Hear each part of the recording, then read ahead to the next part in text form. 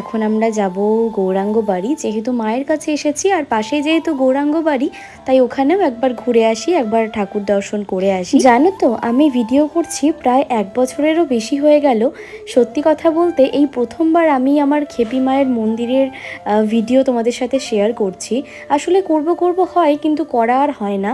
আবার একদিন নিশ্চয়ই আসবো, যেদিন শুধুমাত্র ঘুরতে আসবো, তোমাদের সাথে ভিডিও শেয়ার করার জন্য আসবো।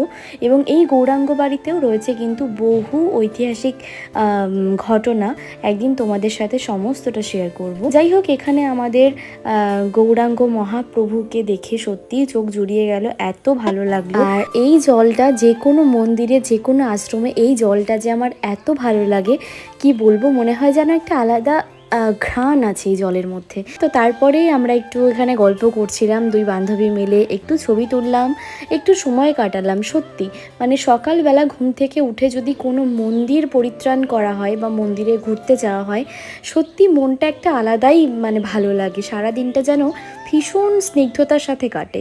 তো তারপরে এখান থেকে বেরিয়ে আমরা যেখানে গাড়ি রেখেছিলাম সেখানে গাড়ি নিয়ে তারপরে চলে গেলাম একটু জুস খেতে। যেহেতু সকাল থেকেই উপোস ছিলাম, সেরকম কিছু খাওয়া তো হয়নি এখনও অবধি, তাই ভাবলাম একটু জুস খাই।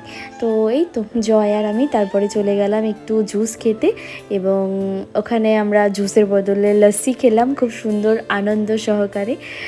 জানিও যে তোমরা কারা কারা অমাবস্যা দিন খেপি মায়ের মন্দিরে গেছিলে, আর আমার এই ছোট্ট ব্লগটা তোমাদের কেমন লেগেছে সেটাও জানাতে ভুলো না।